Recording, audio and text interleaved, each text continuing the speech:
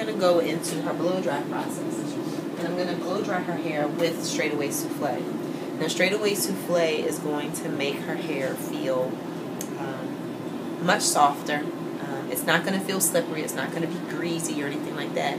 But depending on the hair texture is depending on how much of the product you'll use. You'll never use more than a dime size because you don't want to weigh the hair down, no matter what the texture is. It's really about a blow dry technique.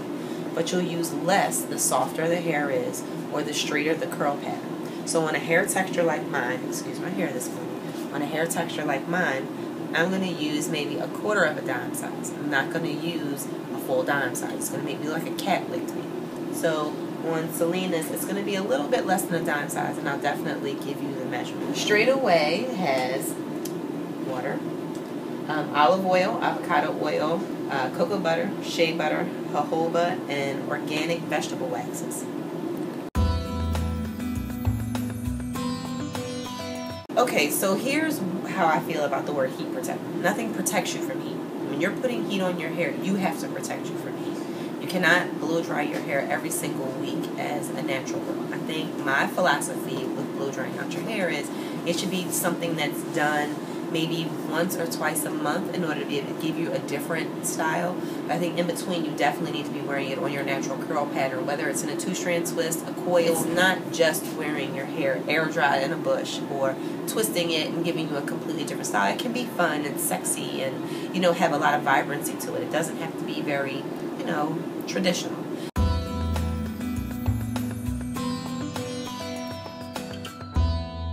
But this is Str8 Away Sufle, and I'm going to take out Selena's braids that I've sectioned off after I've combed it to make it a lot easier to know that I've actually gotten through each one of these sections and everything is combed out. It's not a braid, it's just a twist, so I'm just going to put my finger in it, pull it apart, so I'm able to pull the product through as I put it on her hair, and we'll get even distribution. Okay, so I'm going to take this much. Doesn't seem like it's a lot, and it's really not. I'm going to take it, rub it through my hands, and I'm going to start in the center. The center meaning because this is typically where people swell the fastest, and around the bottom of your hair, and then through the top. You also realize that you have less hair on the top.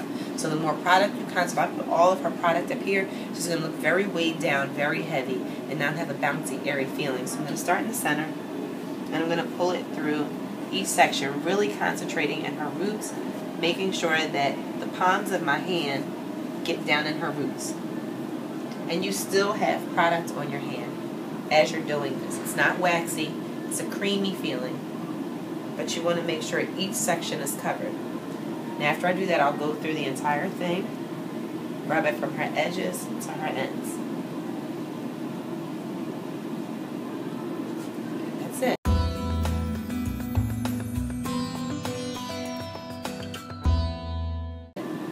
Now, when choosing a blow dryer, I love I shouldn't even be doing a commercial for them. They're not giving me money for this.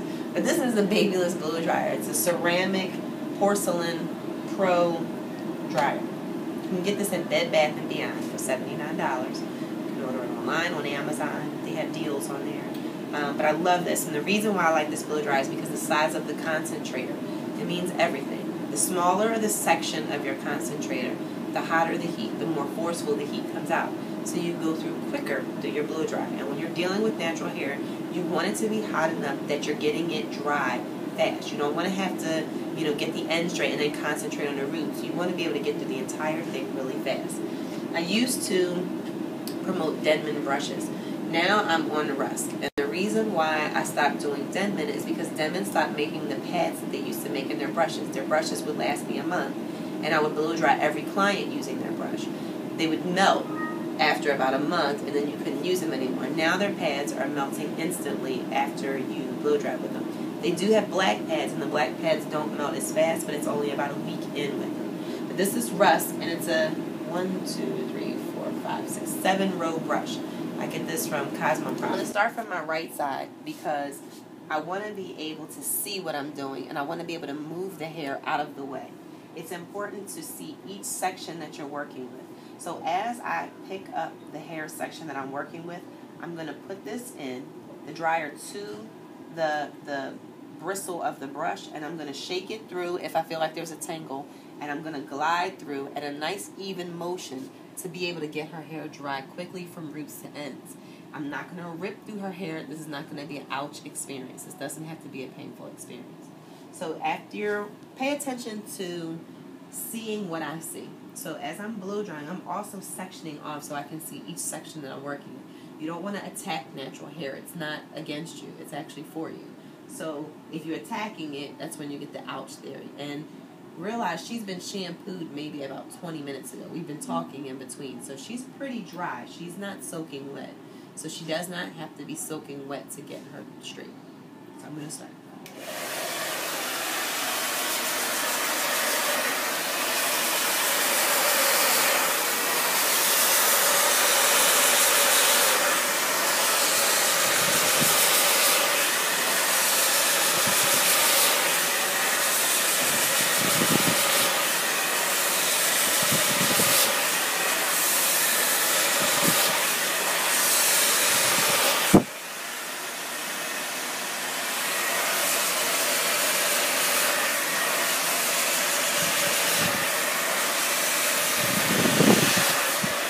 So I'm going to move the hair out of the way so I can now see this that I want to get to next.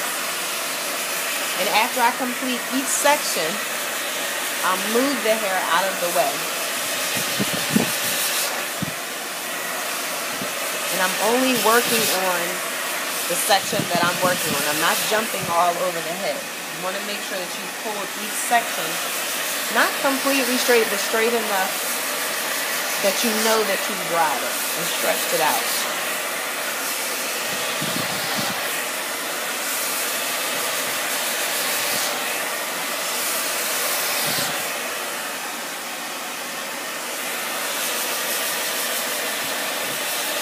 I'm going to go right back up to the top where I started.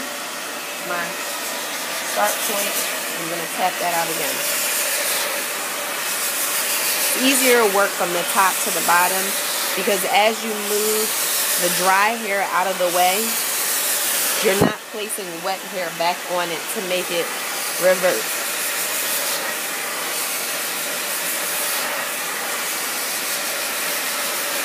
And if you notice, her head is not jerking all over the place as I'm blow drying her, so I'm not ripping through her hair. And if you look at my brush, I don't have hair on. I got one strand. But it's important not to yank through the hair, because that's where all your splits come in, and that's when you start having a problem. There's no smoke coming from this product. The air is clean. I can breathe, and Selena's not in pain.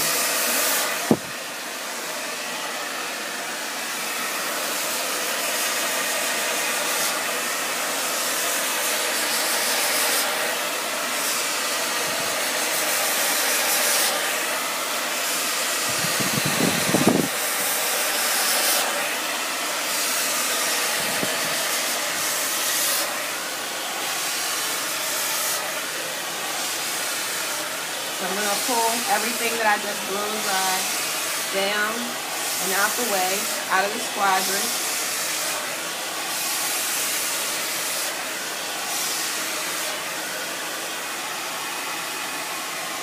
And we can move on to the next section.